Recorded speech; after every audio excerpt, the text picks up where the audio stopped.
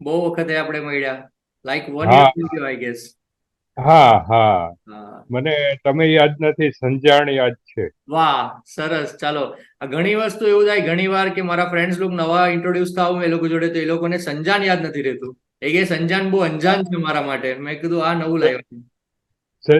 સંજાણ મારા માટે બહુ જ મને કઈ યાદ ના રહે, પણ ખબર નહીં, એ જરથ્રોસ તારે બહુ નાનપણમાં બસ બે જ શબ્દ યાદ છે. Yes yes yes. સંજાણ અને જરથ્રોત. Yes yes. પારસી ના ગોડ જે છે. હા. યસ. ખબર નહીં કેમ એ બહુ ફિટ થઈ ગયેલું છે, નહીતર મારી મેમરી પાવરફુલ નથી.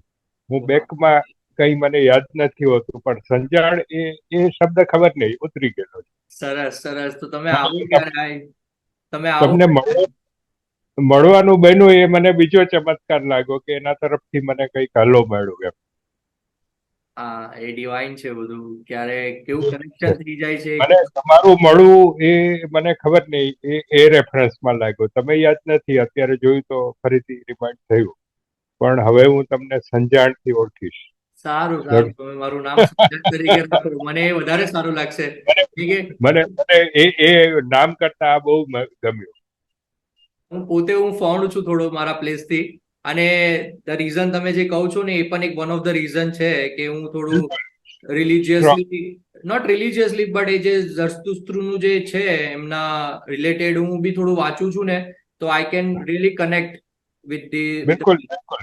અને તમે, મને એવું લાગે છે તમે જે કરી રહ્યા છો શું છે એ મને ખબર નથી, પણ જે છે એ એક એનર્જી છે, ત્યાંથી સોર્સ છે.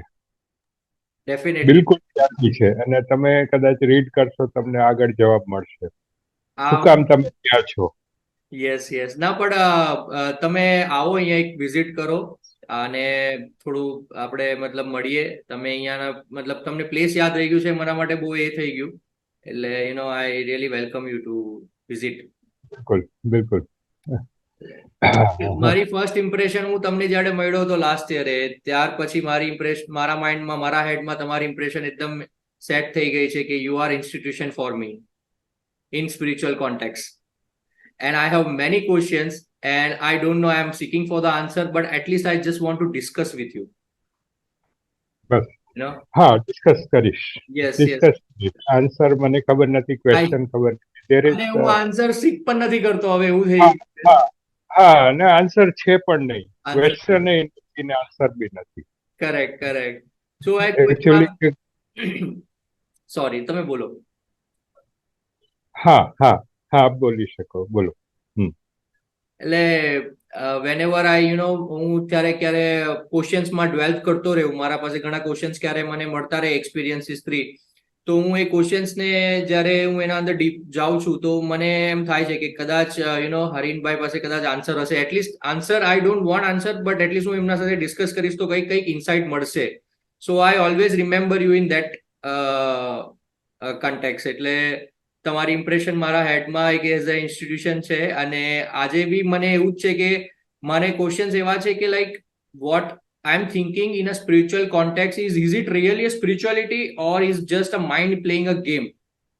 એટલે આવા ક્વેશ્ચન્સ આવે છે ક્યારે ક્યારે. And બિલકુલ it's શેર કરો. self-doubting myself. Am I on the right track, or is just a illusion of a thoughts, or is it just what I have read? Because હું છેલ્લા 10-12 વર્ષથી સ્પિરિચ્યુઅલ બુક્સ એવું વાંચું છું, ઘણા ફોલો કરું છું સ્પિરિચ્યુઅલ ગુરુઝને બી, પણ એના પહેલાથી પણ ઇન્ક્વાયરી મારી ચાલુ હતી. સો એ મને હજી હું ત્યાં જ છું કે આ બધા થોટ્સ શું છે, એક ઇલ્યુઝન તો નથી, આવું આવે છે. બિલકુલ બિલકુલ બિલકુલ. હમ. બધું બધું ઇલ્યુઝન જ છે એકચ્યુઅલી. મેં જે જોયું છે હું વાત કરું છું, હું જે સમજ્યો છું, અને હું જે પણ વાત કરીશ એ એકચ્યુઅલી મારી નહીં હોય. બરાબર. કેમ કે ક્યાંકથી મેં ગેટ કરેલી છે, મેં જે જોયેલું છે, મેં જે અનુભવ્યું છે. અને લગભગ કદાચ તમને એવું લાગશે કે મેં મારી લાઈફમાં ફોલો કર્યા છે તો એક જ વ્યક્તિ છે કે ઓશો છે. અને એ એટલા માટે છે કે કદાચ હું એના જેવો છું એટલે મને અપીલ કરે છે, નહીં કે એ અલગ છે. મને અપીલ એટલા માટે ઓછો કરી રહ્યા છે કે મને સતત એવું લાગ્યું જ્યારે એ બોલે છે, સાંભળું છું ત્યારે મને એ થાય છે કે હું આ જ છું. એટલે હું એને ગુરુ ના કહી શકું. ઘણા લોકો ઓશોને ગુરુ માને છે, હું ગુરુ નથી માનતો, પણ એ છે, એ મર્જ થયેલું છે એમનું વ્યક્તિત્વ. અને હું જ્યારે જ્યારે એને સાંભળું છું, પેલા મને બહુ જ ક્વેશ્ચન હતા, તમારી જેમ જ. બધા ક્વેશ્ચનને આન્સર લાવવા માટે મેં એમનો ઉપયોગ કર્યો, અને મેં મારી લાઈફમાં મેં જોયું, અને એમનો એક જ થોટ હતો કે ક્વેશ્ચન એ તમે છો, આન્સર એ તમે છો. પેલું એટલે હું ક્વેશ્ચન મારી પાસે પણ એન્ડલેસ હતા, એન્ડલેસ ક્વેશ્ચન. એક ક્વેશ્ચનને પકડા અને મેં બહાર જોયું તો બધા મારા કરતા વસ છે. ક્યાંયથી મને ઉત્તર મળે એવું મને ક્યારેય નથી લાગ્યું. Never never. મેં જેટલા લોકોને જોયા, મેં એક આશાહારે જોયા, ડિસ્કસ કરી, મેળવવા ટ્રાય કરું, ને ડીપ ઓબ્ઝર્વેશન એક વ્યક્તિત્વનું કર્યું. મને એક પણ વ્યક્તિત્વ આ મારી 57 વર્ષની લાઈફમાં એક પણ વ્યક્તિત્વ મને એવું ના મળ્યું કે મને એવું થયું કે હું આને પૂછું, સિવાય કે ઓશો. એટલા માટે. અને ઓશોને જ્યારે જ્યારે મેં રીડ કર્યા, સમજવા ટ્રાય કર્યા, મારા ક્વેશ્ચન, તમારી પાસે જે ક્વેશ્ચન છે, તમે જે અનુભવી રહ્યા છે એના કરતા હજારો ગણા ક્વેશ્ચન મારી પાસે હતા, સતત હતા, લાઈફના એવરી ડાયમેન્શનમાં. ચાહે એજ્યુકેશન, ચાહે પર્સનલ લાઈફ, ચાહે પ્રેમ, ચાહે ક્રોધ, ઘૃણા, લાઈફનું અપગ્રેડેશન કરવું, એ બધી જ જગ્યાએ everywhere question question question question. અને એક ક્વેશ્ચનનો જ્યારે જવાબ લીધો ત્યારે અનેક ક્વેશ્ચન ફરીથી. અને જેમ જેમ જવાબ લેતા ગયા, મળતા ગયા, એની આરે એક ક્વેશ્ચનની આરે 1000 ક્વેશ્ચન ફરીથી ઉભા. એક મોમેન્ટ એવી આવી કે મેં પોતે ક્વેશ્ચન પૂછવાનું બંધ કર્યું. કેમ કે મન છે ત્યાં સુધી ક્વેશ્ચન કોણ પૂછે છે? મન પૂછે છે. અને મનની જે ટાઈપ છે, મન જે રીતે ફંક્શન કરે છે, એ ફંક્શન મનનું કામ તોડવાનું છે. આ કદાચ મારો થોટ નથી. તમને હું જે પણ શબ્દ ઓશોના લેક્ચર્સમાંથી મળશે, મને ખબર નથી કે આ હું મારું કહી રહ્યો છું કે એનું કહી રહ્યો છું. I don't know. એના વિશે હું ક્લિયર નથી. કદાચ. અને મેં મારી જાતને એવી રીતે પુટઅપ કરી છે, એવી રીતે હું જીવ્યો છું કે મેં આ જોયું કે હું આ નહીં જીવી શકું. આ જીવન ને હું નહીં, મારાથી નહીં થઈ શકે. હેલ્પલેસ છું. માટે કદાચ એવું છે કે મારા બીઇંગની અંદર મેં ટોટલી ઓશોને ઉતારી દીધા છે. ઉતારી દીધા છે કે આવી ગયા છે, આઈ ડોન્ટ નો. પણ મને એવરી ટાઈમ એવું લાગી રહ્યું છે કે મારામાં મર્જ થયેલું છે ઓશોનું વ્યક્તિત્વ. અને એના સિવાય મારી પાસે ઉપાય નથી જીવન જીવવા. કેમકે મારી પાસે, જો હું એને રિમૂવ કરી દઉં તો મને કોઈ ગીતા કે કોઈ ગુરુ કે કોઈ કૃષ્ણ મારો જવાબ આપી શકે એમ નથી. કેમ કે હું માનું છું કે એ કૃષ્ણ 5000 વર્ષ પહેલાનું વ્યક્તિત્વ છે. હું આજે જે જીવી રહ્યો છું એ કૃષ્ણના મોડમાં હું નહીં સમજી શકું. એ મને કોઈ નહીં આપી શકે. કેમ કે બીઈંગ એ બ્રાહ્મીણ, મારામાં એ હિન્દુત્વના અને એ સંસ્કારો મારા ફેમિલીમાં સરાઉન્ડ જોવા મળ્યા. મેં બહુ જ નાનપણમાં પેલા ગીતાને વાંચવા ટ્રાય કર્યો સૌથી પ્રથમ. અને મને પહેલું ફિલિંગ એ આવ્યું કે આ બકવાસ છે.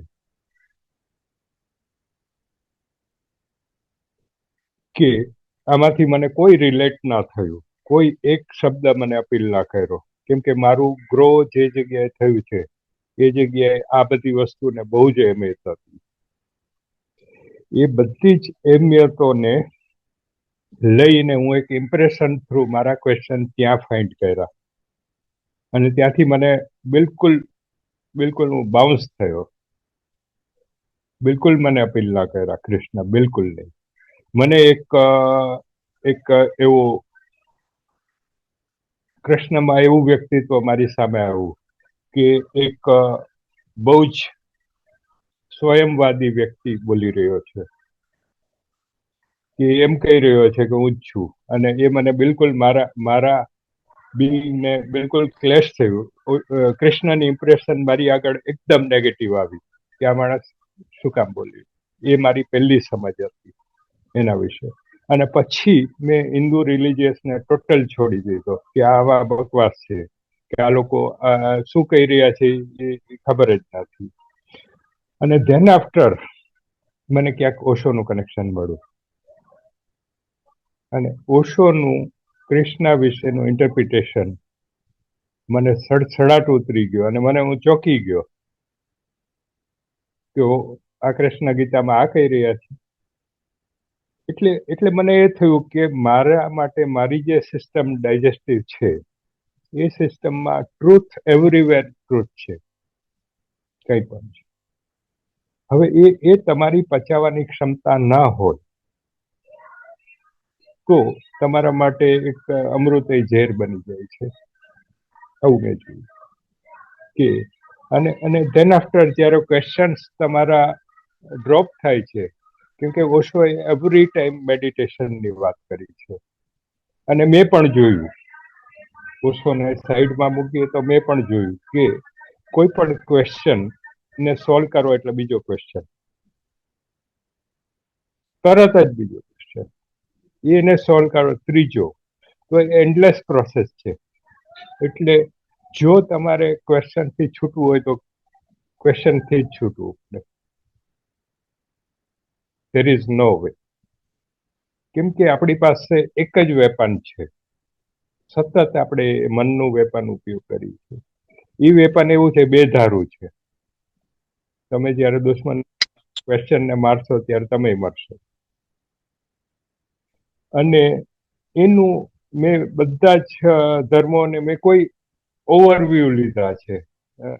મેં બધા જ જેટલા સ્પિરિચ્યુઅલ પાથ છે, જેટલા ગુરુઓ છે, જેટલા એનલાઇટન માણસો છે, એ બધાને મેં એક સેકન્ડમાં, મેં કોઈમાં હું ડીપમાં ઉતરો નથી. હું ઉતરવા જોઈએ, કે એ બધું પાસ છે. કૃષ્ણ પાસ છે, અને કબીરે પાસ છે, મીરાય પાસ છે, કે તુકારામે પાસ છે. મને એ જોઈતું હતું કે એ લોકોએ શું ફીલ કર્યું, અને એ લોકોએ બસ છેલ્લે એક જ કીધું કે એ મનની જ વાત છે, ક્યાંય પણ મનની વાત છે, અને મનને જીતી ના શકાય, મનને છોડી શકાય, એનાથી ઉપર જઈ શકાય. આ વસ્તુ સતત મેં અનુભવી. પેલા 30 વર્ષથી હું અનકોન્શિયસ છું. હું બહારનું એક ડ્રામેટિક લાઈફ છે મારી. બહાર એક ડ્રામા છે, અલગ અલગ રોલ્સ છે, અને એ રોલ્સ જ્યાં જે છે એ પ્લે કરવાના છે. અને અલ્ટિમેટ જે મેડિટેશન જેને કહેવામાં આવે છે, મારી સમજ એ છે કે બિયોન્ડ ધ માઇન્ડ. ઓશોનો એક છે કે માઇન્ડની સાથે ક્યારેય તમે સેટિસ્ફાઈ ના થઈ શકો, નેવર. લાઈફની યારે ક્યારેય સેટિસ્ફાઈ ના થઈ શકો, નેવર. અને એ જે છે એ બસ આ પોઈન્ટ ઉપર જ્યારે આવો ત્યારે જે છે એ મેડિટેશન છે, એવરી લાઈફ, એવરી મોમેન્ટ. અને બાકી જ્યારે મનને લાવો છો ત્યારે એ તમને અનંત યાત્રા કરાવી શકે, અનંત. કે જેની તમે ક્યારેય કોઈ વર્ડમાં કે કોઈ ડિસ્કસમાં તમે એને અંજામ ના લાવી શકો. તમે આજે મેડિટેશનના વારામાં કહો છો, અને જે ઓશો પણ કહી છે મેડિટેશનના વારામાં, સો એટલે એમની બુક્સ હું પણ વાંચું છું. અને ફોલો કરું છું થોડું ઘણું, જેટલું મારે સમજ પડે છે એમને ફોલો કરવા પછીથી. સો મને એક ઇન્સાઇટ્સ એવો મળ્યો છે એમાંથી કે મેડિટેશનના બારામાં એક એવું કહે છે એમને, એકવાર તમને જે મેડિટેશનનો ક્નેક મળી ગયો, એટલે કે તમને એનું જીસ્ટ મળી ગયું કેવી રીતે મેડિટેશન થાય છે અને મેડિટેશનનો એક્ઝેક્ટ મિનિંગ શું છે ગોઈંગ બિયોન્ડ માઇન્ડ, એ તમને ખબર પડી ગઈ, તો you can be in meditation 24 hours. તો બિલકુલ. મને મતલબ મારે થોડું સમજવું છે એમાં કે એ આપણને સમજ પડી ગઈ, તો એ સમજ ક્યાં છે? એ સમજ માઇન્ડમાં જ છે કે એ તમારા ઇટ્સ બિયોન્ડ માઇન્ડ એ સમજ છે? બિલકુલ. એ મેડિટેશન ને એ છે, એ ઇલ્યુઝન છે. એ પણ ઇલ્યુઝન છે. એ પણ હજી માઇન્ડ લેવલ જ છે. કેમ કે એનું એવું છે કે લાઈક ડેથ, મેડિટેશન એ ડેથનું બીજું સ્વરૂપ છે. કે મેડિટેશન એ છે કે જ્યારે તમે લાઈફમાં છો ત્યારે ડેથનો અનુભવ કરો છો. તો જ્યાં સુધી તમે કંઈક એસેસ કરો છો ત્યાં સુધી મન છે, એ મેડિટેશન છે જ નહીં. અને મેં જેવી રીતે મૃત્યુ પામેલો માણસ બેક આવીને કોઈ એક્સપ્લેનેશન નથી કરી શકતો, એવી રીતે મેડિટેશનનું જે ફીલ છે એ નેવર એક્સપ્લેનેબલ. કેમ કે હું જે કહી રહ્યો છું એ એકચ્યુઅલી, હું બહુ ફ્રેન્કલી કહું તો, મારો અનુભવ નથી, પણ આ આમ છે એવું ક્યાંક છે ડેપ્થમાં, આમ જ છે.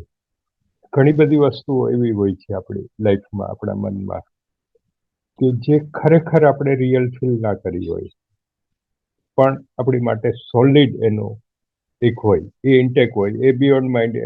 એમાં કોઈ લોજિક કામ નથી કરતો. ઘણી બધી વસ્તુઓ તમારી સાથે એવી પણ હશે કે જેનો તમને અનુભવ નહીં હોય, પણ એનું પ્રમાણ તમારી પાસે બિલકુલ હશે કે આમ જ હોય. એવું જરૂરી નથી કે એક્ઝિસ્ટન્સમાં એટલું અનંત છે કે દરેક વસ્તુઓ તમે પોતે એમાંથી પાસ થવું જરૂરી નથી. ઘણી બધી વસ્તુઓ રેડી આપણે એક્સેપ્ટ કરી લીધેલી હોય છે. એવી જ રીતે જે પણ મેડિટેશનનો જેને અનુભવ કહે છે કોઈ પણ લોકો, એ બધા ફેક્ટ છે. એનો અનુભવ હોઈ જ ના શકે.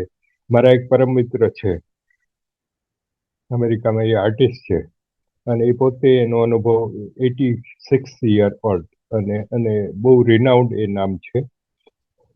એ પોતે મારી સામે એમના શેર કર્યા કે મને મેડિટેશનમાં અમુક સુગંધ આવે છે ને અમુક આમ અનુભવ થાય છે ને હું શરીરથી છૂટી જાઉં છું. ઘણું બધું, ઘણા બધા લોકો પ્રભાવિત થાય છે. સેંકડો એના ફોલોઅર્સ છે. મેં એની સામે સાંભળ્યું અને મેં એમને આર્ગ્યુ કર્યું કે આ બધા શરીરના અનુભવો છે. શરીરના અનુભવો ત્યાં સુધી રહે કે જ્યાં સુધી મન હોય. શરીરને કોણ અનુભવે છે? મન અનુભવે છે.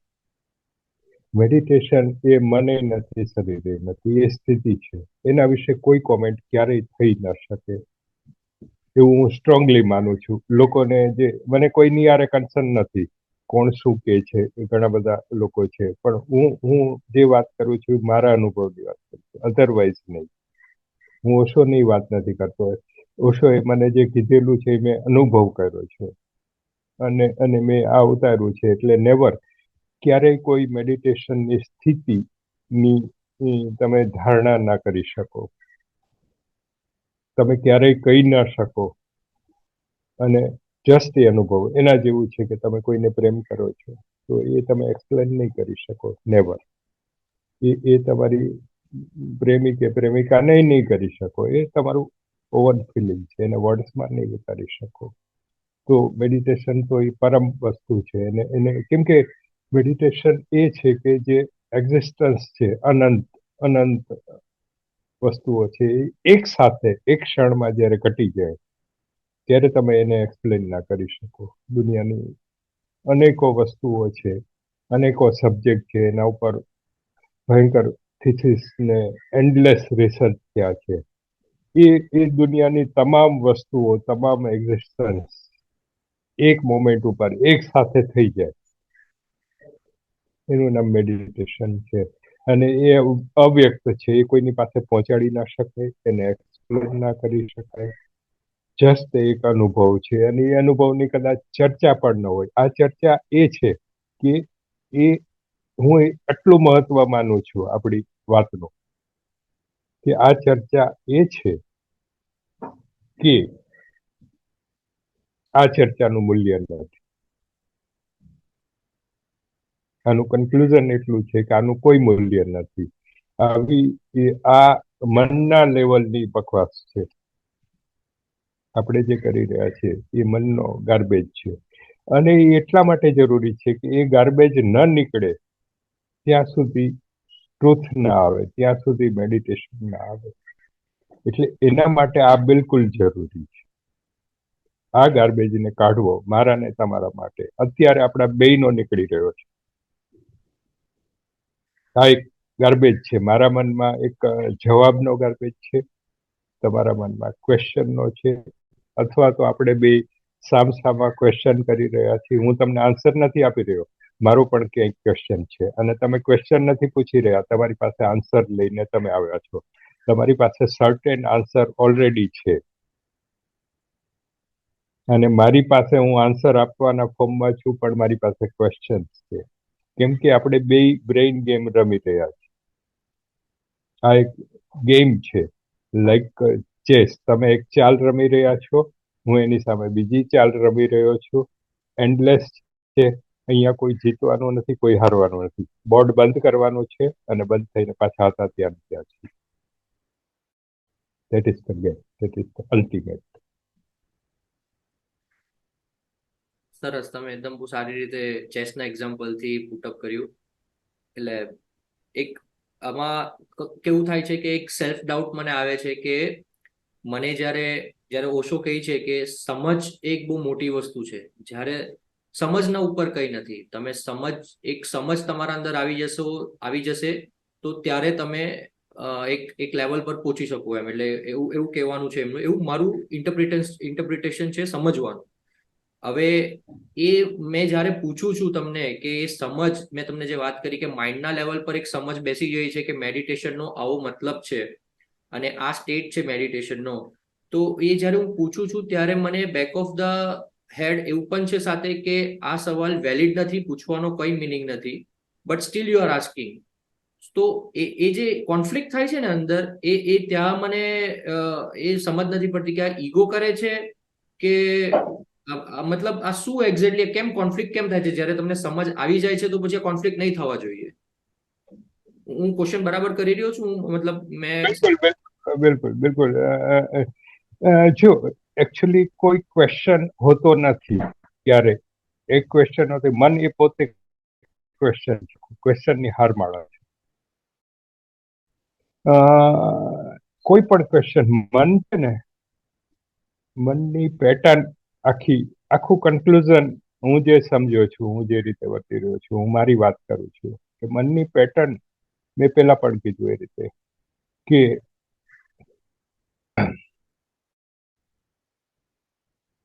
મન છે ને સ્થિરતા માગે છે. એવરી ક્વેશ્ચન એ છે કે એક ઉત્તર જોઈએ છે, એક. કોઈ પણ વસ્તુનો આપણે એક જોઈએ છીએ, એક.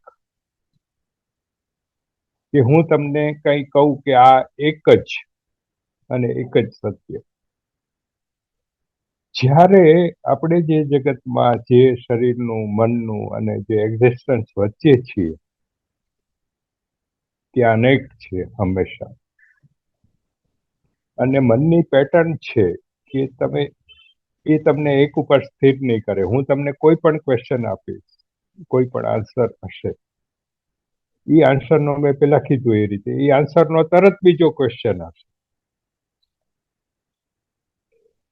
એટલે એ ક્વેશ્ચન મન માગે છે, અને મનની પ્રકૃતિ એ છે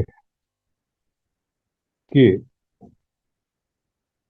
એવરી ટાઈમ ક્વેશ્ચન કરવા, સ્થિર નહીં રહેવું.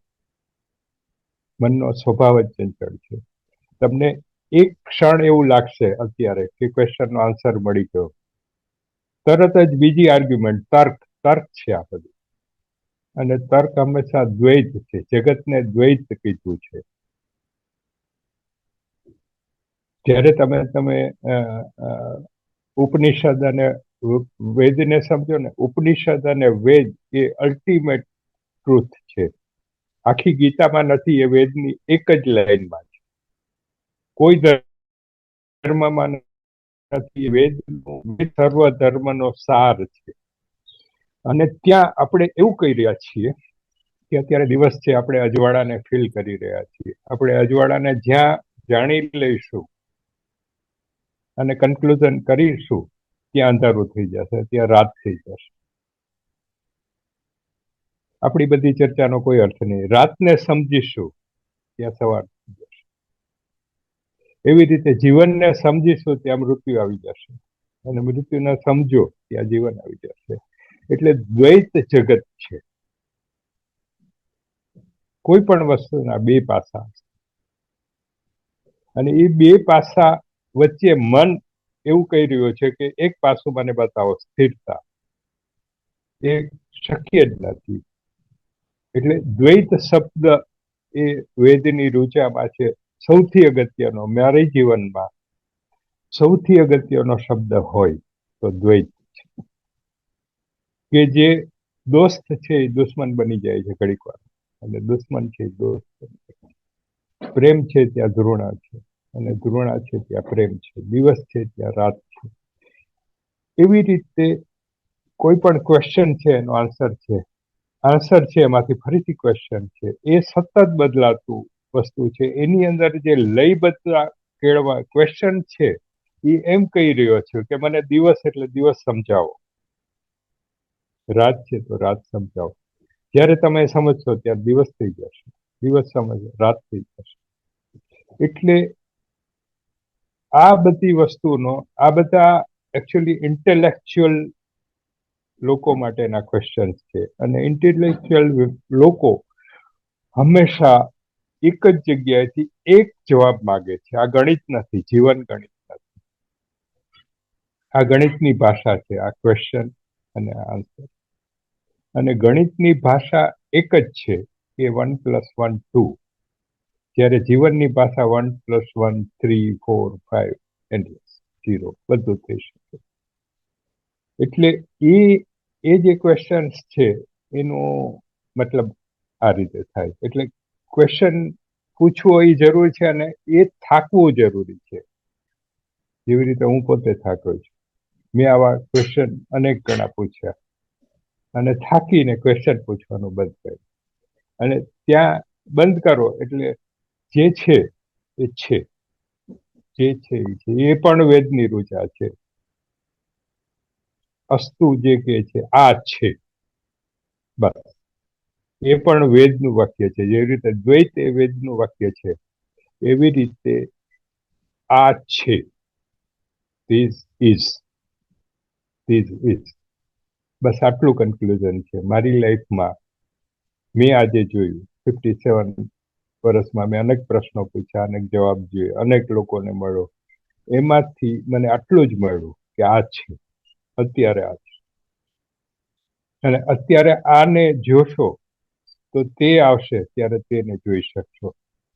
અત્યારે આને નહીં જુઓ, આ મોમેન્ટને. કેમ કે મન હંમેશા, એવરી ટાઈમ, તમે એક માર્ક કરજો કે જે માણસ એકચ્યુઅલી મેં એક્ઝિસ્ટન્સમાં મારી લાઈફમાં એ જોયું કે માણસ નાનું બાળકથી માંડીને જે ગ્રો થાય છે, એ જેમ જેમ ગ્રોઈંગમાં એ વધારે શાંત, વધારે સ્થિર અને વધારે ક્વેશ્ચન્સ ડ્રોપ થવા જોઈએ, જો ગ્રો થતો હોય તો. હાલાકી એવું છે કે જેટલું એજ અને જેટલો અનુભવી માણસ તમે જોશો એજમાં કે જ્ઞાનમાં, એ વધારે કન્ફ્યુઝ થતો દેખાશે. તો એ શું છે? અને જ્યારે તમને એવું લાગે કે તમે ગઈકાલ કરતા આજે વધારે કન્ફ્યુઝ છો, તો સમજવું કે તમારી જીવનની દિશા ઊંધી છે. જો તમે ગઈકાલ કરતા આજે બેટર ફીલ કરો, તો સમજવું કે તમારી ગઈકાલે જે તમે જીવ્યા હતા એ રાઈટ છે. એવી જ રીતે આ તમારો તમે જે પૂછવા માંગો છો એ બધા મનના ક્વેશ્ચન છે. મન જ્યાં સુધી છે ત્યાં સુધી એન્ડલેસ ક્વેશ્ચન છે, અને કોઈ ક્વેશ્ચનનો જવાબ નથી, કોઈ બંધાયેલો નથી. આ છે, કોઈ ક્વેશ્ચનનો ક્યારે જવાબ હોઈ શકે નહીં. ક્વેશ્ચનનો જવાબ એ બીજો ક્વેશ્ચન હોઈ શકે. એટલે મનથી પાર જવું એટલે તમે જુઓ કોઈ પણ ધર્મમાં એકને મહત્વ આપ્યું છે. એક કોઈ પણ દુનિયાના કોઈ પણ સ્પિરિચ્યુઅલ પાથમાં વન ઇઝ ધ મેઇન. તો વન એ શું છે? વન એ છે, મન એ બે છે. Every mind is two, every religion is one. કોઈ પણ ધર્મનું કન્ક્લુઝન જોશો તો વન આવશે, અને કોઈ પણ મન અને કોઈ પણ ક્વેશ્ચનમાં ટુ આવશે. તો ટુ છે એ ડિસ્ટર્બન્સ છે, વન છે એ આન્સર છે. અને એ વન ત્યારે જ આવે કે જ્યારે બિયોન્ડ માઇન્ડ, જ્યારે તમે મનથી ઉપર જાઓ ત્યારે જ એક આવે, અને જ્યારે મનમાં હો ત્યારે બે આવે. હંમેશા તમે ચોઈસ કરો. અને જે જે એક મનનો ઉચ્ચતમ રોગ છે, સ્ક્રિઝોફ્રેનિયા. આપણે બધા સ્ક્રિઝોફ્રેનિક છીએ, કેમ કે મન છે. અને એ દ્વૈત વચ્ચે જ્યારે મન ક્લેશ થઈ જાય, બે ચોઈસ વચ્ચે, એવરી ટાઈમ આપણી પાસે બે ચોઈસ હોય છે. એક ક્ષણ આપણી પાસે બે ચોઈસ હોય છે, આ કરવું કે તે કરવું, આ કરવું કે તે, એવરી ટાઈમ. અને એમાંથી તોડી મરોડીને એક ચોઈસ ઉપર જઈએ. જ્યારે તમે એક ચોઈસ ઉપર જાઓ ત્યારે તમારું મન તમને પેલું બીજી ચોઈસ તરફ લઈ જશે, અને એ સ્ટ્રેસ છે. અને આપણું હોલ લાઈફ, એવરી મોમેન્ટ, એક ક્ષણો સ્ટ્રેસમાં જઈ રહી છે. અને બધા જ ક્વેશ્ચન, બધા જ ધર્મો અને જીવનની બધી જ પ્રવૃત્તિ, બધી જ એ છે કે તમે એક તરફ જાઓ. પણ જઈ નથી શકાતું, કેમ કે આપણે વેપાન તરીકે આપણું મનને ઉપયોગ કરીએ. આપણી પાસે બીજું કંઈ છે નહીં. આ મારી સમજ, મેં જે જોયું છે. એટલે આપણે ડિઝર્વ કરી છે સ્થિરતાનો, અને આપણે ઉપયોગ કરીએ છીએ મનનો. મન એ એવરી ટાઈમ ટ્રાવેલ કરે છે. એટલે લાઈક ધેટ કે આપણે ગાડીમાં બેઠી જ રહ્યા છીએ ને આપણે એવું ઈચ્છીએ છીએ કે સ્થિર રહીએ. સ્થિર રહેવા આપણે ગાડીમાંથી ઉતરવું પડશે, પણ આપણી પાસે ગાડી ચાલુ જ છે, અને આપણે એવું ડિઝર્વ કરીએ છીએ ગાડી લાઈક માઇન્ડ, એને તો ચલાવીએ જ છીએ, અને આપણે એવું ઈચ્છીએ કે સ્થિર રહે. એના માટે ઉતરી જવું પડે. ઉતરી જવું એ મેડિટેશન. કેમ કે જ્યાં સુધી બેસી રહેશો ત્યાં સુધી સ્થિરતા નથી. મન પોતે એ છે કે એ ગાડી છે, અને એ એવું ઈચ્છે છે કે ઊભું રહે. અને એવરી સ્ટ્રેસ એ છે કે તમારે મનની સાથે ચાલો. મન તો તમને ટ્રાવેલ કરાવી જ રહ્યું છે. તમે ચાહે રિલેક્સ હોય તો એ તમને ટ્રાવેલ કરાવી રહ્યું છે. એટલે ઓલ હ્યુમન કાઇન્ડ ક્યારેય સ્થિરતા અનુભવી નથી શકતો. સતત સ્ટ્રેસ, સતત. અને જેટલું એ મનને ડ્રાઈવ કરે છે એ કહે છે કે આમ કરીને આમ કરવાથી સ્થિરતા આવશે.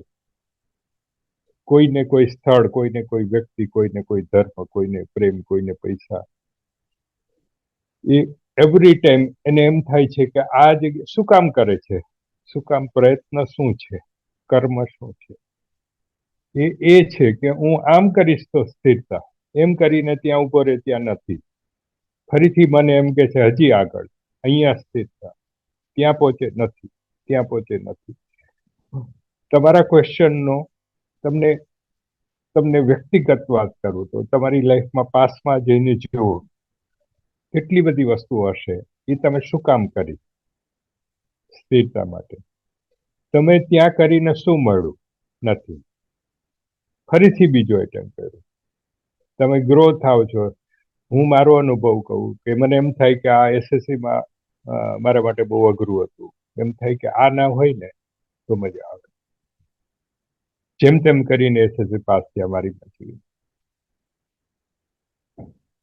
ત્યારે એવું થયું કે ના ના આ નહીં હવે 12મું આવી ગયું 12થમાં એમાંથી જેમ તેમ નીકળી જાય ને પછી શાંતિ એ પૂરું થઈ ગયું ન થયું એના પછી એમ થયું કે આપણે ગ્રેજ્યુએશન થઈ જાય મારી મજૂરી પરાણે ધક્કા મારીને એમ થાય કે આ જ જીવનમાં સંઘર્ષ છે બીજું કંઈ નથી એ પૂરું થઈ ગયું ના આવ્યું ત્યારે એમ થયું કે આપણે સોશિયલ ક્યાંક આપણી પાસે આવક હોય કે ક્યાંક સ્થિરતા હોય એ કરી જોયું ન થયું એ કરી એવું થયું કે કોઈ જગ્યાએ આર્ટમાં કે કોઈ ક્રિએટિવિટી સામાજિક સ્વીકાર થાય તો આપણને સ્થિરતા એ થયું ન થયું 57 વર્ષે આજે ફીલ કરું છું કશું નથી થયું નથિંગ એલ્સ જે પણ કર્યું એ વર્થ નથી અને આવું મેં બીજા લોકોને ઓબ્ઝર્વ કર્યું કે ધારો કે જે મહાન માણસો છે એનું વ્યક્તિત્વ પણ મેં દૂરથી જોયું કે ફોર એક્ઝામ્પલ ગાંધીજી મારા માટે અડધી લાઈફ માટે મહાન માણસ હતા બાકીની અડધી લાઈફમાં મેં એનું છેલ્લું કન્ક્લુઝન જોયું તો એ નિરાશ દુઃખી પીડિત થઈને ગયા ત્યારે એ મહાત્મા અને ગાંધીનું ચરિત્ર મારા મનમાંથી ઉતરી ગયું કે ગાંધી થવા જેવું નથી કેમ કે આટલો ઉચ્ચ જીવન જીવા આટલા સંઘર્ષ આટલી પોઝિટિવિટી એ માણસ જો કન્ક્લુઝનમાં એ રડી દુઃખી થઈ અને એની જો હત્યા થતી હોય તો એ જીવનનું કોઈ વર્થ નથી એવું જીવન ગાંધી મને અપીલ નહીં કરે મેં આ સરાઉન્ડ જોયું મને એક પણ વ્યક્તિત્વ દુનિયામાં એવું ના લાગ્યું એક પણ કે જે મને અપીલ કરે એક પણ વ્યક્તિત્વ મારા મનમાં બેસતું નથી કે આપણે આના જેવા હોવા જોઈએ કેમ કે બધા જ પીડિત બધા જ દુઃખી બધા જ ડિપ્રેસ આજે રતન તાતાને હું જોઈ રહ્યો છું મારા માટે આઈડોલ એક છે એક ગુડ પર્સનાલિટી હું એનો ફેસ હું એવરી ટાઈમ હું એક આર્ટિસ્ટ તરીકે મારું એક સામેવાળાને હું મનને એની એનર્જીને અને એના ફિઝિકને હું રીડ કરી શકું છું અને એ કુદરતી મારામાં ગટ્સ છે તો હું જેટલા વ્યક્તિત્વ જોઉં છું એટલા વ્યક્તિત્વ પાસે ક્વેશ્ચન પૂછે કે ના પૂછે એની હારે લઈને ફરતા હોય અને મને એ નથી જોઈતું મારામાં પણ છે એનાથી વિશેષ તો અત્યારે મેં મારી વાત કરું તો ક્વેશ્ચન પૂછવાનું છોડી દીધું જે છે આ છે કે કોઈ જવાબ આપવાવાળું છે ક્યાંય જે લોકોને આપણે એનલાઇટન કૃષ્ણ છે કદાચ લોકો કહે છે મને મારો જવાબ નથી મળ્યો ગીતામાં કેમ કે એ પાસ છે અત્યારે મારી પાસે મને મારા જવાબો થોડાક સંતોષકારક મળ્યા તો ઓછો પાસ મને મળ્યા એની પાસે મળ્યા પછી મને બધા જ પાસે મળ્યા પછી મને કબીરે સમજાવ્યો મીરાબાઈએ સમજાવ્યું કુરાને સમજાવ્યું બધું સમજાવ્યું એની પાસે ગયા કેમ કે એણે મને કી બતાવી હું જેના વિશે ડિસ્કસ કરું છું એ કી છે કે તમને ક્વેશ્ચન કોણ પૂછે છે એને ઓળખો ને ક્વેશ્ચનને ના ઓળખો એનાથી ઉપર જાઓ કોણ પૂછી રહ્યું છે કોણ અને એને જ્યારે આ એક પ્રશ્નને તમે આગળ કરો એટલે તમારા બધા જ જવાબો એક જ જગ્યાએ એક જ ઝાટકે છે કે ક્વેશ્ચન પૂછી એક બાળક પૂછી રહ્યું એક નાનું બાળક છે તમને ક્વેશ્ચન પૂછે એની યારે તમે રમી જુઓ એટલે તમને તમારા મનની ખબર પડશે કે આઈસ્ક્રીમ ખાવો છે આપો કે હવે નથી ખાવો નથી તો કે હવે પાછું ખાવો છે તમારે તમારી જાતને ઓળખવું હોય તો એક નાના બાળકાને 24 કલાક એને ઓબ્ઝર્વ કરીને ચાલી જવું. તમારું મન શું છે એ ત્યાં ખબર પડી જશે. એ જ આપણામાં જીવી રહ્યો છે. અને અને પછી એ થાકીએ છીએ, એને પ્રોવાઈડ કરીએ છીએ, માગે છે કે આવું જોઈએ આપો, પાછું એ બીજું માગે છે, એને પ્રોવાઈડ કરી આપો, અને છેલ્લે કન્ક્લુઝન હાથમાં આવે છે કે આમાં તો કઈ હાથમાં ના આવ્યું. છેલ્લે એસેસ કરીએ છીએ કે આપણને શું મળ્યું, અમને ક્યાં ખોયા, અમને ક્યાં પાયા. એટલે અને ત્યાંથી જ્યારે આ સમજો ત્યારે જે ચાલુ થાય મેડિટેશન છે, અને ત્યાં બધા જ આન્સર છે. જ્યાં ક્વેશ્ચન નથી ત્યાં બધા આન્સર છે, અને જ્યાં સુધી ક્વેશ્ચન છે ત્યાં સુધી બધા ક્વેશ્ચન જ છે. એટલે વ્યક્તિગત હું તમને કહું, 1-to-1 આપણે ટોક કરીએ છીએ, વ્યક્તિગત હું તમને કહું કે જો રિયલી ગ્રો થવું હોય તો ક્વેશ્ચન રેઝ નહીં થવા દેવાના, લોજિક નહીં થવા દેવાના, પ્રયત્ન નહીં, પણ આ લોજિક સમજો મન. જ્યાં ક્વેશ્ચન ડ્રોપ થશે ત્યાં પછી આન્સર જ રહેશે, કેમ કે બે સાથે નહીં રહેશે. અને આપણે જે અનંતમાં જીવી રહ્યા છે, બધું અનંત છે, બધું અનંત, અને એને પાર નહીં પામી શકાય. કેમ કે હું અક્ષર, મને જ્યારે ડિસ્ટર્બન્સ આવે છે ત્યારે હું હવેની મારી લાઈફમાં હું પેલા સાંભળતો, વાંચતો, વિચારતો, જોતો, હવે હું એક જ વિડીયો જોઉં છું કે યુટ્યુબ ઉપર ટ્રાવેલ કરીને જે બ્રહ્માંડની, અને બસ એટલું જોઈ લો એટલે જે શેષ વધે એ, કેમ કે તમારી કોઈ હસ્તી જ નથી, કોઈ હસ્તી નથી, પ્રશ્ન પૂછવાની પણ નથી. એટલા બધા આપણે લાચાર છીએ. અને એમાં આપણે જે કરી રહ્યા છીએ એ ક્યાંક ઈગો છે, ડીપ ડાઉન ઈગો છે, કે આપણે એવું કહી રહ્યા છીએ કે આને જાણી લઈએ. ત્યારે આ અગ્નેય છે બીજો શબ્દ. મારા જીવનમાં 5-7 શબ્દો અગત્યના છે. એક દ્વૈત, એટલે હંમેશા બધું બે છે, એ શબ્દ બહુ જ અગત્યનો છે. અને બીજો એક સંસ્કૃત શબ્દ છે, આખી દુનિયાની બધી ભાષામાં એક જ શબ્દ એવો છે કે જેનો બહુ જ ઊંડો અર્થ છે, અને એ શબ્દ છે અગ્નેય.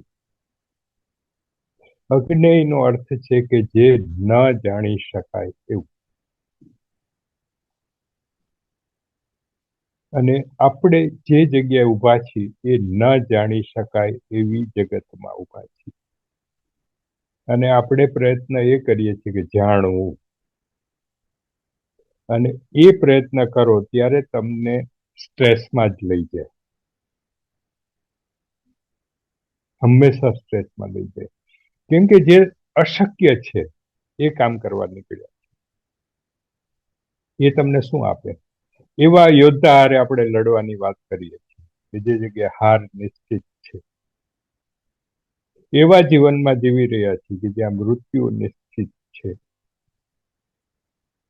અને આપણી જે આ પ્રયત્ન છે એ મૃત્યુ ઉપર છે. એકચ્યુઅલી મૃત્યુનો પ્રશ્ન, એકચ્યુઅલી ભયનો પ્રશ્ન છે. આ પ્રશ્ન મનનો નથી, આ પ્રશ્ન મૃત્યુનો છે, અને એ ઘટવાનું છે. અને અગ્નેય છે એ ક્યારે તમે પામી નથી શકવાના. તમે એની સાથે મર્જ થઈ શકો. એટલે જે સનાતન ધર્મમાં જે ભક્તિનો મહિમા છે એ છે કે હું તને જાણી નહીં શકું, હું તારી શરણે આવી શકું, એ થઈ શકે. અથવા તો હું જાણવાનું, જે 5 માર્ગો છે આમાંથી નીકળવાના અલગ અલગ માર્ગની વાત કરીએ, એ શું છે? પેલો ઇન્ટેલેક્ચ્યુઅલ વ્યક્તિ જે મનથી ચાલે છે એને મેડિટેશન અપીલ કરશે, એ મનનું મૃત્યુ છે, કે જ્યાં ક્વેશ્ચનનું મૃત્યુ છે, પ્રશ્ન. અને બીજું છે એ પ્રશ્ન લઈને એક જાતનું સુસાઇડ છે. ભક્તિ એ એમ કે છે મારી પાસે જે છે એ બધું લઈને હું કૂદી પડું છું, એ ભક્તિ છે. અને એક છે પ્રેમ માર્ગ છે. પ્રેમ માર્ગ એ છે કે તું જેવું છે એવું, હું નથી, તને જ માનું છું. એક કૃષ્ણ મંદિરમાં જયારે દર્શન કરવા જાય છે ત્યારે એનો ભાવ એ હોય છે કે તું જ છો, હું નથી આમાં કઈ, જે છે આ છે. એક વ્યક્તિ જયારે ભક્તિ માર્ગે જાય છે ત્યારે એના ક્વેશ્ચન ડ્રોપ કરીને એ સુસાઇડ છે. અને એવરી ટાઈમ મનને કિલ કરવાની આ ધારાઓ છે. એમને એક સારો શબ્દ આપ્યો છે સમર્પિતનો, સરેન્ડર. સરેન્ડર. એ બસ એ જ ભક્તિ છે. ભક્તિ, સરેન્ડરનેસ, એક્ઝિસ્ટન્સ. અને તમને વ્યક્તિગત કહું તો હું તો અત્યારે 1 to 1 વાત કરું છું. તમારા મનમાં જે ક્વેશ્ચન્સ છે એ તમે તાઓ ઉપનિષદ, તાઓ તેહકીમ, એને તમે ક્યાંક રીડ કરો. ક્વેશ્ચન એટલું લાઈફ ટાઈમ માટે ડ્રોપ થઈ જશે. કેમકે તાઓ જે વાત કરી છે લો ઓફ એક્ઝિસ્ટન્સ, કે એ કોઈ ધર્મની ધારા નથી, પણ એક સ્પિરિચ્યુઅલ સાયન્સ છે. અને એ સાયન્સ દ્વૈત ઉપર છે. તાઓ નેચર કેવી રીતે ફંક્શન કરે છે, આપણે એની વચ્ચે એક છીએ. તો આપણે એ જાણી લેવું જોઈએ કે જેવી રીતે એક મશીન લાવીએ છીએ તો પહેલા આપણે ઇન્ટ્રોડ્યુસ કરીએ છીએ કે આ મશીન કેવી રીતે ફંક્શન કરે છે, આના ફંક્શન શું છે, ક્યાં ક્યાં હેઝાર્ડ છે, ક્યાં ક્યાં સેફ્ટી રાખવી છે. એ આપણે એક નાનકડું ઇક્વિપમેન્ટ સાથે એટલું ઇન્વોલ્વ થાય, જ્યારે આપણા આખા જીવનમાં આપણે એ જાણતા નથી કે આપણી મિકેનિઝમ શું છે. અને એ મિકેનિઝમને જાણવી એ અલગ અલગ ધર્મો એ છે. જેટલા સ્પિરિચ્યુઅલ પાથ છે એ છે કે તમારી મિકેનિઝમ અને એક્ઝિસ્ટન્સની મિકેનિઝમ શું છે એનો તાલમેલ બેઠાવો. એ તાલમેલ બેસો અને એ જે જાણવું એને હું સ્પિરિચ્યુઅલ અલગ અલગ ધારાઓ કહું છું. કે એ કબીરની હોય, કે લાઓત્સેની હોય, કે કૃષ્ણની હોય, એ બધી ધારાઓ તમને એ સમજ પૂરી પાડે છે કે તમારી મિકેનિઝમ શું છે, એક્ઝિસ્ટન્સ શું છે. તમારા આ વાક્યથી મને એ સમજ આવે છે કે આપણે હવે મનને નમસ્કાર કરીને વિદા કરવા જેવું છે, કે મનના ઉપર પ્રભાવિત થઈને જીવન નહીં જીવાય. બિલકુલ. કેમ કે એ એક દુર્દશા છે આપણી માનવ જાતની. કેમ કે આપણી પાસે મન સિવાય કાંઈ નથી. એને તમે ડિનાય બી નહીં કરી શકો.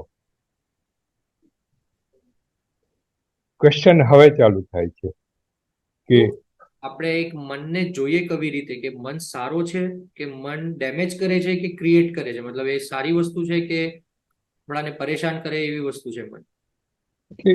એક હિન્દુ ફિલોસોફીમાં એક સૌથી અગત્યનો શબ્દ સાક્ષી ભાવ. આ મેડિટેશનનું પહેલું પગથિયું છે, સાક્ષી ભાવ. કેમ કે એ તો ઇનબિલ્ટ ફેક્ટર છે મને, એને તમે ના પાડી શકો. એનો કોઈ ઉપાય નથી. એ તો એટલું બળવાન છે કે તમે એનાથી છૂટવાની તમારી કોઈ કોશિશ ફાવે નહીં. અને એને સાથે લઈને ચાલવાનું. એ કોઈ એક્ઝિસ્ટન્સે જે આપ્યું છે, મન આપણે લાવવા નથી. જે આપણે લાવવા હોય એ આપણે ન લાવી શકીએ. આપણી પાસે કોઈ પાવર્સ નથી અને એનાથી ઉપર જવાનો. એટલો પાવર્સ ચોક્કસ છે કે એ ક્યાં કરડે છે આપણને. એ કૂતરું લાવવા છે તો એ કેવી રીતે શું કરવાથી કરડી જાય છે એ તમે જાણી અને એનાથી બચી શકો. મન એ કરડતું કૂતરું છે હંમેશા, દરેકની અંદર ઇનબિલ્ટ આપેલું છે. એ કઈ કન્ડિશનમાં કરડે છે એની એક સમજ, એ સમજ જોઈએ. તમે એને મૂકી નહીં શકો, કેમ કે એ તમારી હારે એ અનંત જન્મથી જોડાયેલું છે. એનો કોઈ ઉપાય નથી. એ જ તો માણસની, આ માણસ જાતની સૌથી મોટી પીડા છે.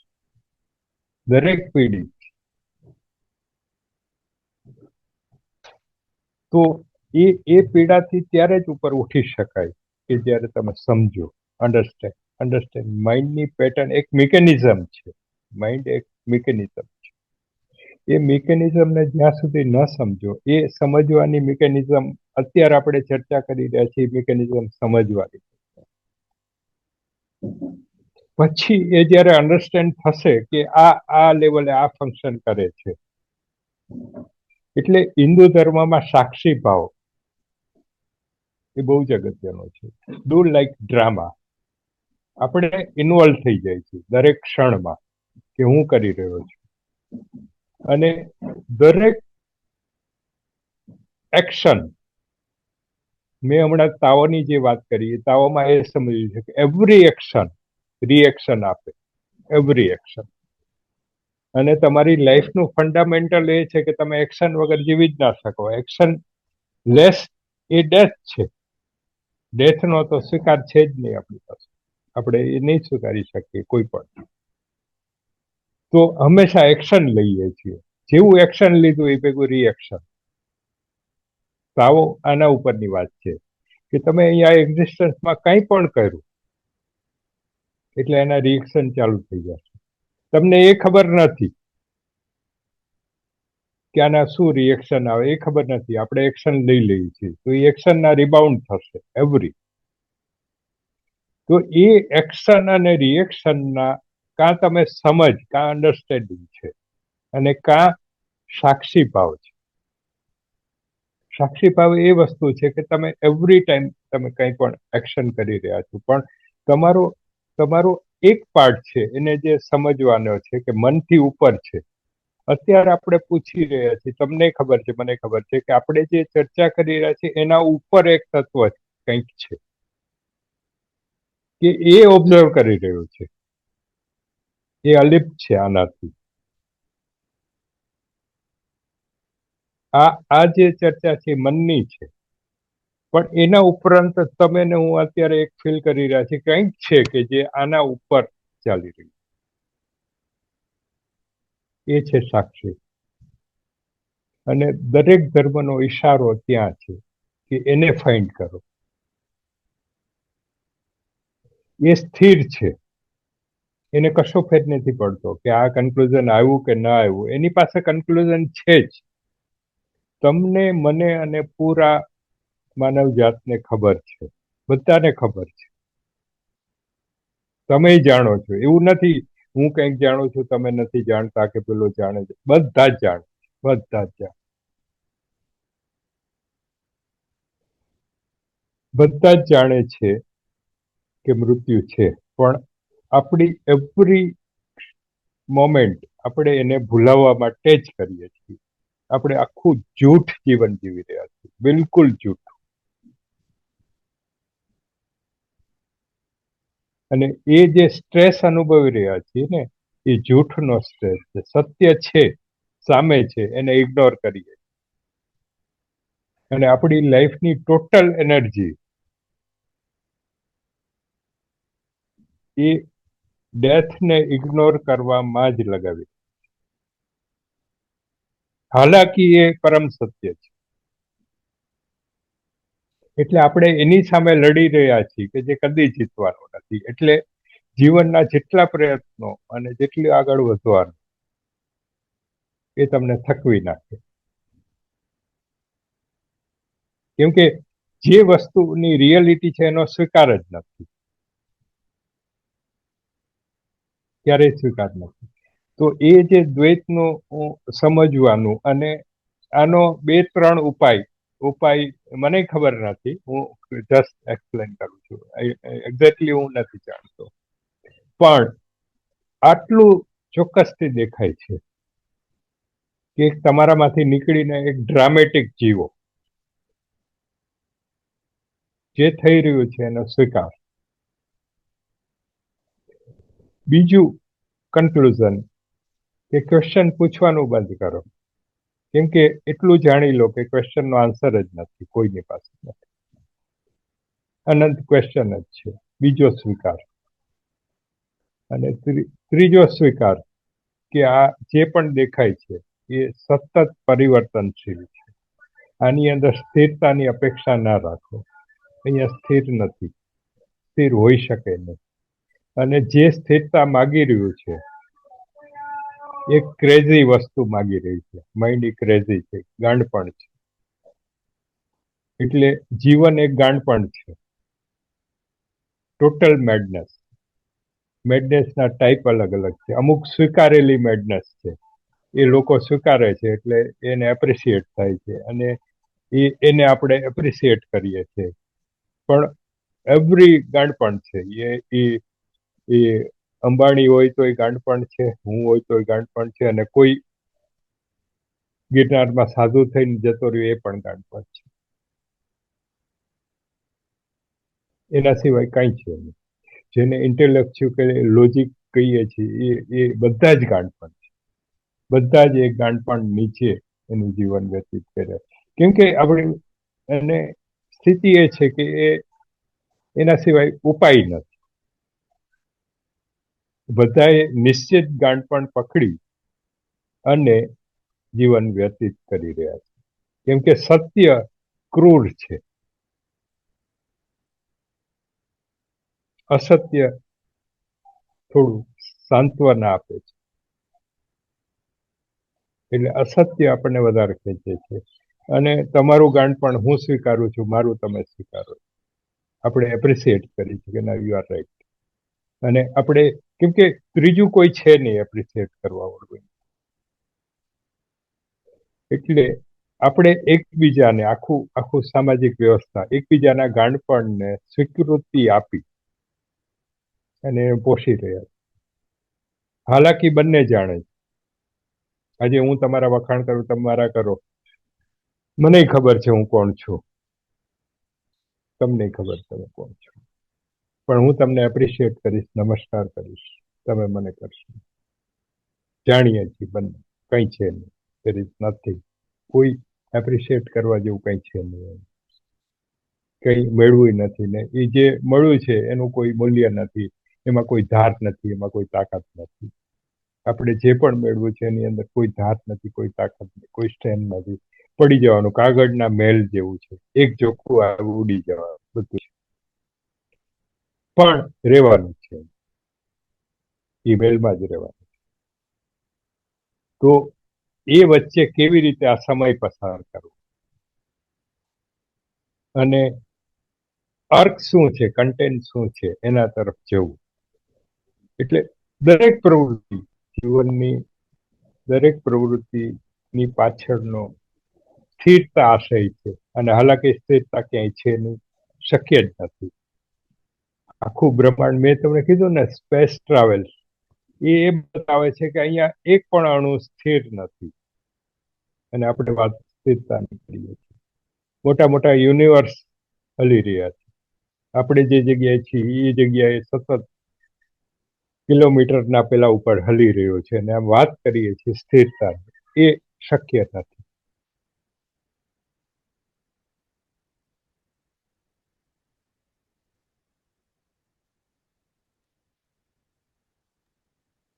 તમે સાક્ષી ભાવની વાત કરી, એના ઉપરથી મને એક વાક્ય યાદ આવ્યું કે ઓશોએ અષ્ટવક્ર ગીતા ઉપર ખાસો વજન આપ્યો છે કે કેમ કે એ સાક્ષી ભાવની વાત કરે છે.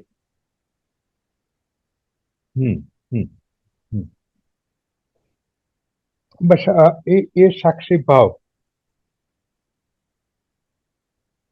તમે કેમ કે દરેક પ્રવૃત્તિ, દરેક પીડા છે. આપણું આ કંઈ પણ ચર્ચા, આખું માણસ જીવનનું અર્ક એ છે, દરેક પ્રવૃત્તિની પાછળ એ છે કે આપણે સ્થિરતા ઈચ્છીએ છીએ. અને એ સ્થિરતા મનની હાજરીમાં ક્યારેય નહીં થઈ શકે. કે મન પોતે જ અસ્થિર છે, કે જે ચંચળ, મનને ચંચળ કહ્યું છે, કે ક્યારેય મનની પેટર્ન છે એ મોડર્ન સાયન્સે પ્રૂવ કર્યું છે કે 45 મિનિટથી વધારે કોઈ પણ સબ્જેક્ટ ઉપર મન રહી ના શકે. એ એ એ મનનું માળખું છે, એ સાયન્ટિફિક પ્રૂવ છે. એની અંદર આપણે સ્થિરતાની વાત કરી રહ્યા છીએ. એ ક્યારેય શક્ય જ નથી. તો એમાંથી છૂટાય કેવી રીતે? એ છૂટવાનો 2-3 રસ્તા છે. એક, આજે જે ભક્તિનો માર્ગ કીધો એ ગાણપણ છે, એને મનને છોડી જ દીધું છે. કે એ લોકો કોઈ એક તારો લઈને નીકળ્યા, કોઈ ભજનને લઈ નીકળ્યા, કોઈ માળા કરે છે, કોઈ મંત્રો કરે છે, અને કોઈ અપવાસ કરીને મનને, શરીરને ક્ષીણ કરે છે, મનને ક્ષીણ કરે છે. છૂટવાનું છે મનથી. તો એક એ છે, સાક્ષીભાવ એ છે, મેં તમને હમણાં વાત કરી એ રીતે, કે આપણી ચર્ચા ઉપર એક તત્વ એવું છે કે જે આના ઉપર અત્યારે ઓબ્ઝર્વ કરી રહ્યો છે, એને કોઈ ફેર નથી પડતો, એને ખબર છે. તો એ સાક્ષીભાવ છે. એક વસ્તુ એવી ચાલી રહી છે આ ક્ષણે કે જે આ ચર્ચાથી ઉપર છે અને એને બધું જ જાણે છે. એ આ ચર્ચાનું બધું જ જાણે છે, એની પાસે કન્ક્લુઝન છે.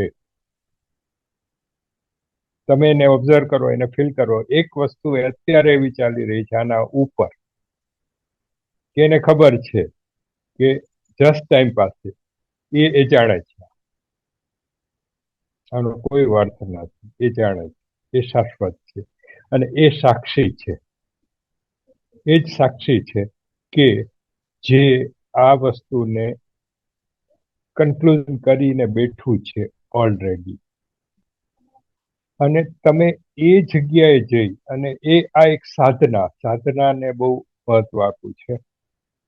દરેક ધર્મના સંપ્રદાયોમાં જેને રિયાઝ, કોઈ પણ કળા છે કે ધર્મ છે કે જીવન છે, એમાં સાધના અને શિક્ષણને મહત્વ છે.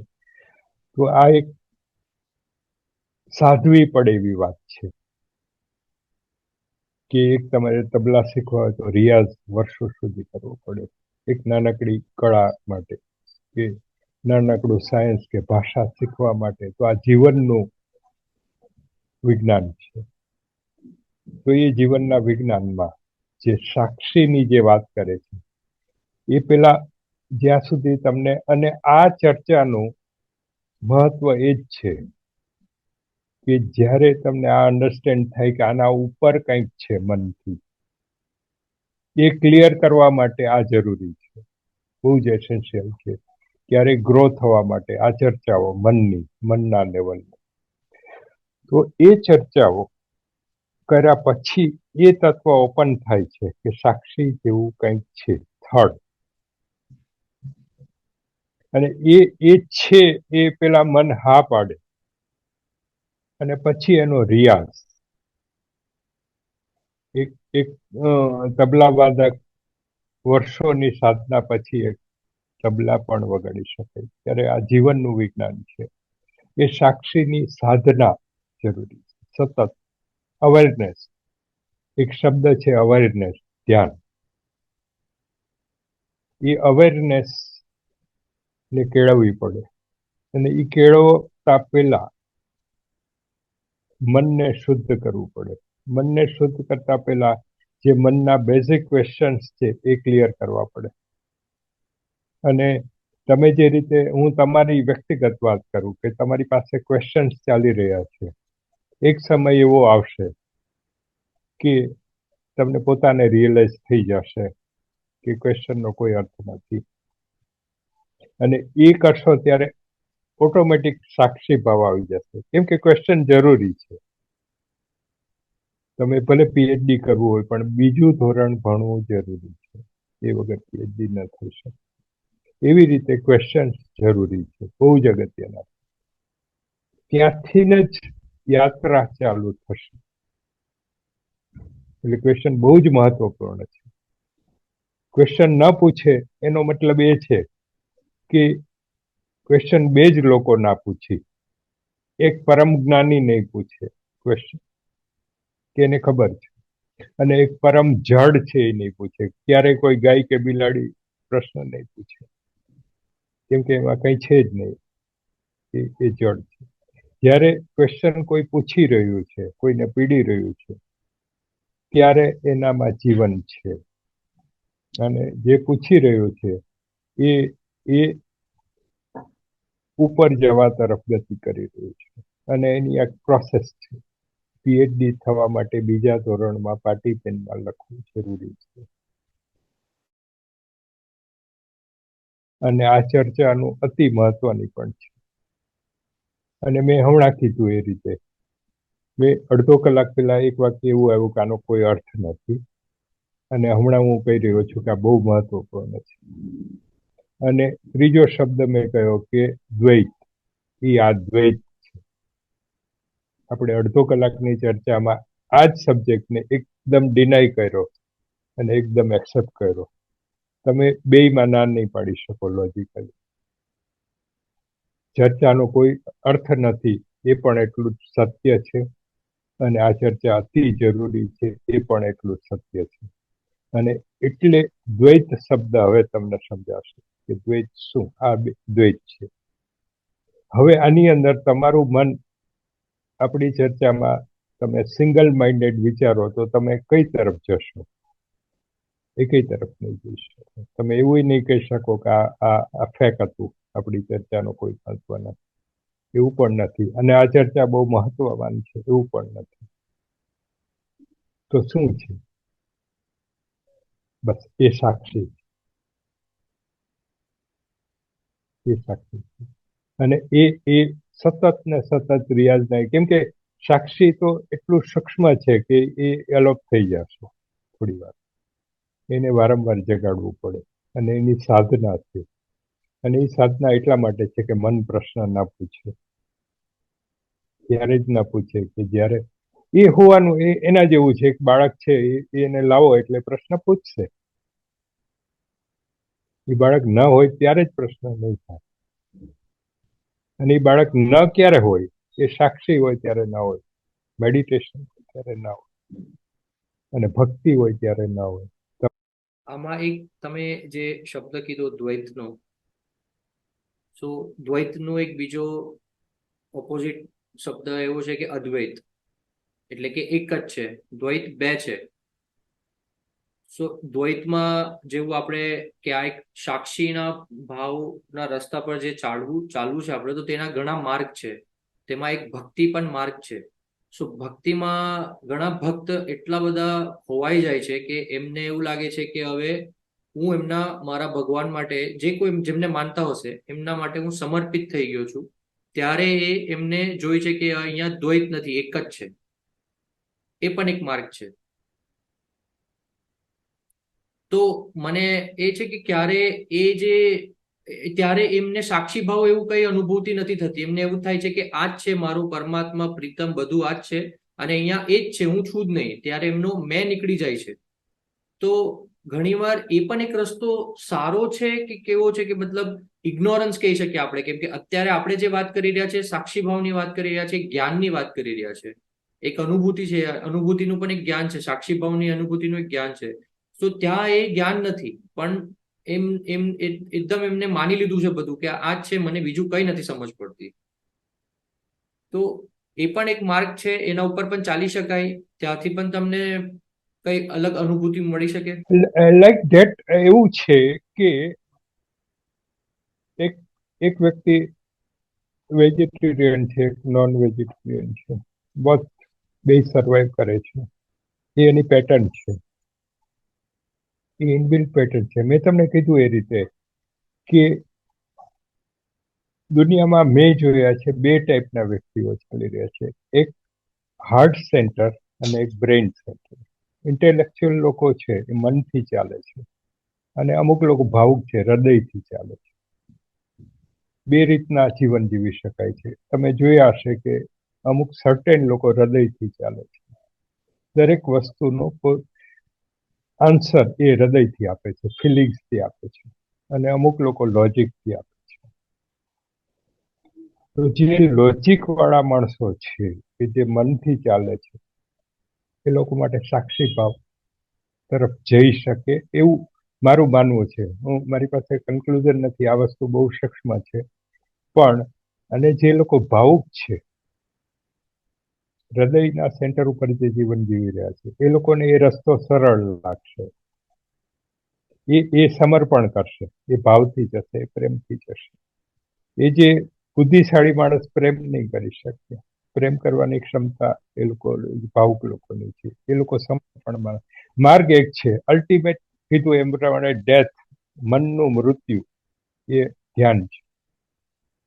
અને એ મનનું મૃત્યુ વગર આપણે ચર્ચા કરી રહ્યા છીએ સ્થિરતાની, શાશ્વતતાની ચર્ચા છે. એ ચર્ચામાં મેઇન એ વસ્તુ છે કે તમને કન્ફ્લિક્ટ ક્યાં છે? મન છે. હવે મનને, ત્રીજું સ્ટેપ, મનને કેવી રીતે દૂર કરી શકાય? કા મનને ઓવરકમ, એની ઉપર જઈ શકાય? એનાથી એને લડીને નથી જીતી શકાતું, કોઈ લડીને નથી જીતા. ગાંધીજીનું જીવન ચરિત્ર જુઓ તો એવરી ટાઈમ લડ્યા છે, પોતાના જ થોટ, પોતાની સાથેની લડાઈ. તો એ યોગ્ય નથી મારી દ્રષ્ટિએ. પોતાની હારે લડવું એ યોગ્ય નથી, કોઈની સામે લડવું એ યોગ્ય નથી. સમજો તો એ સમજ મનની એક મનથી ઉપર જઈને જીવી શકાય, કે જે ધ્યાન છે. ધ્યાન એ વસ્તુ છે કે મનથી ઉપર છે, એને મને હારે કોઈ લેવા દેવા નથી, બંને જે કરવું હોય.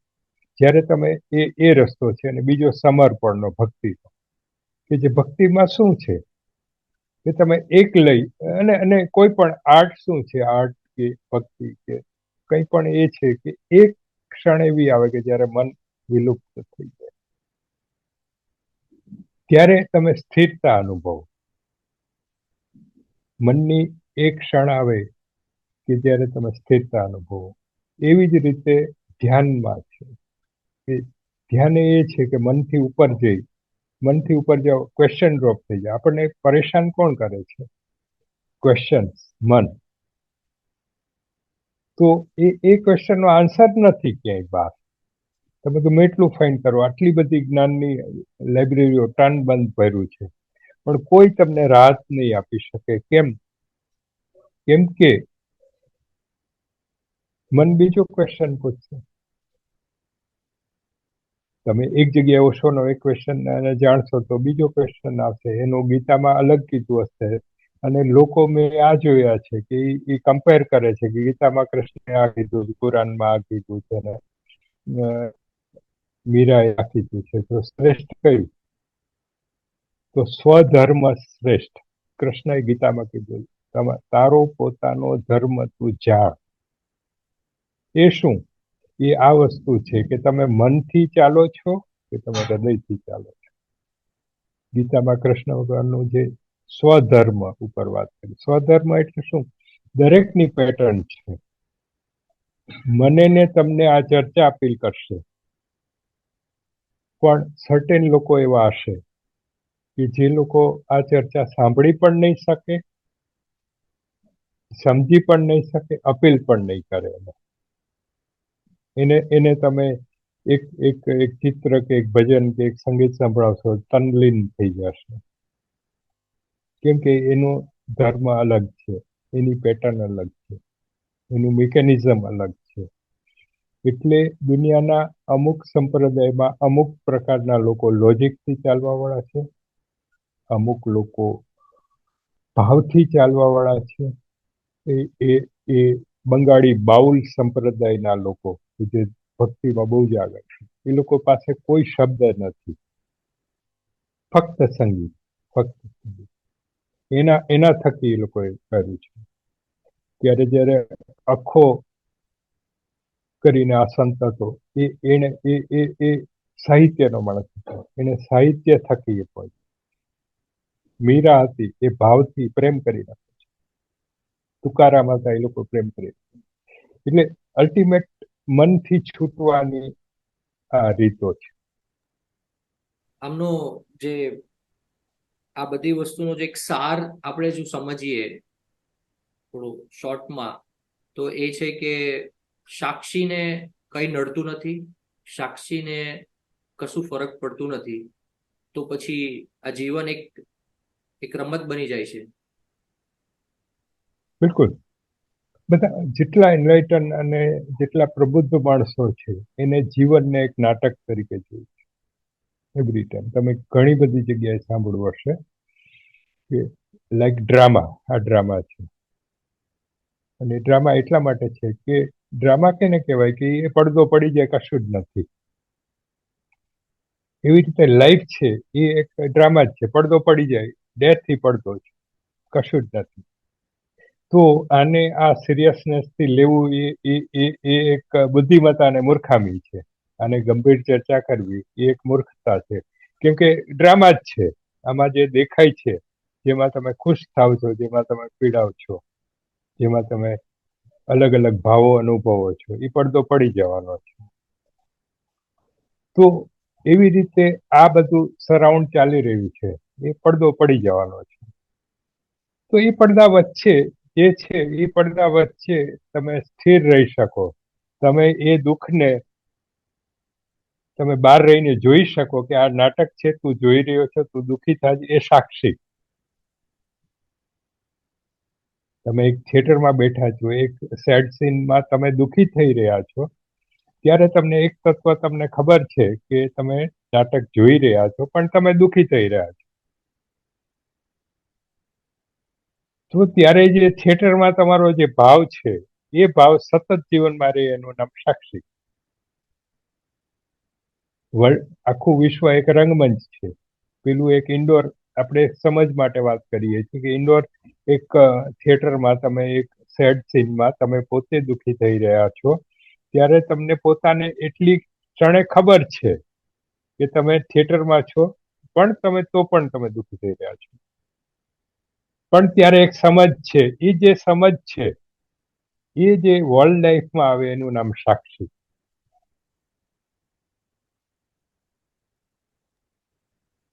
એટલે પછી આમાં તમારો જે પ્રશ્ન છે જીવનનો, આપણા અસ્તિત્વનો, એ પણ જતો રહે છે, કેમ કે બધું રંગમંચ. હા, રંગમંચ છે, પ્રશ્ન જ નથી. પ્રશ્ન જ નથી. કીધું ને, કોઈ પ્રશ્ન નથી. આપણો meaning of life, purpose of life, કે આપણા અસ્તિત્વ આપણે કેમ છે એ પણ નીકળી જાય છે, કેમ કે એ આપણે પણ નીકળી નથી જાય અહીંયા.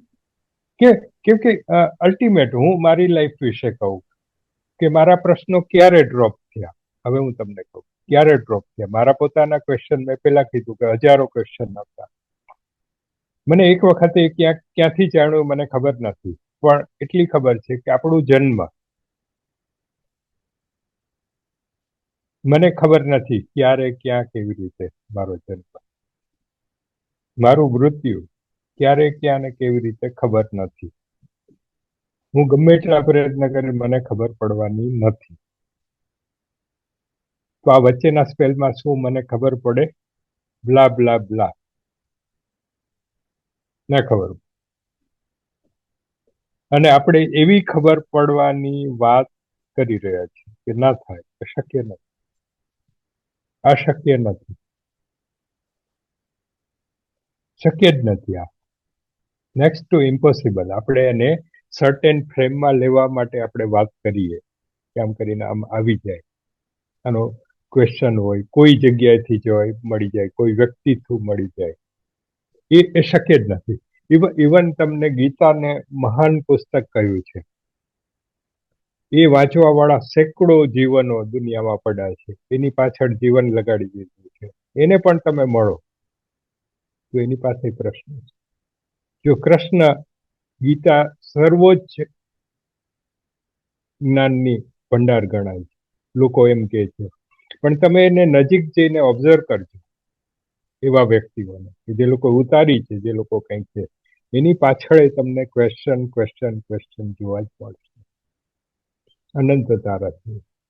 અને જીવન એટલું ક્ષણ એટલું બધું નવું છે કે તમે એક ક્વેશ્ચનને સોલ્વ ના કરો ત્યાં બીજો આવી જાય, બીજાને કરો ત્રીજો આવી જાય, અને ત્યાં લાઈફનો સ્પેન એટલો નાનો છે કે આપણે એને નહીં કવર કરી શકીએ, ક્યારેય નહીં કરી શકીએ.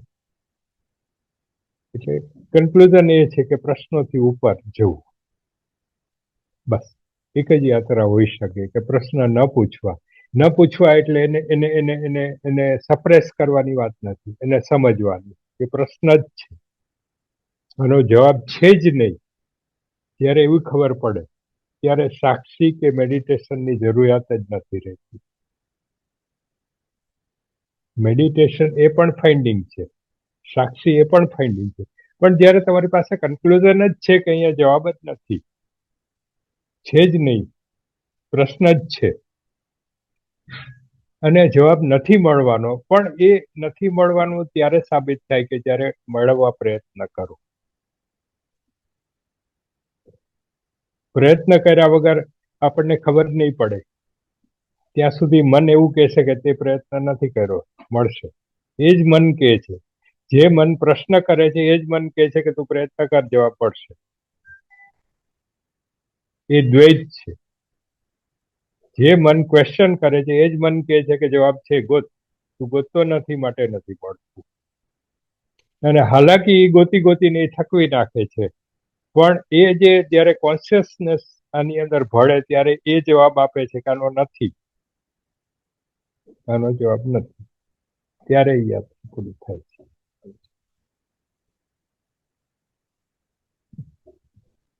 ખૂબ સરસ, ખૂબ સરસ. અને તમારા જ્ઞાનને હું નમન કરું છું, અને મારા અંદરના ભગવાન તમને તમારા અંદરના ભગવાનને હૃદયપૂર્વક નમન કરે છે. તમે આટલો સમય કાઢ્યો ને તમે આટલું જ્ઞાન આપ્યું એના માટે આભાર.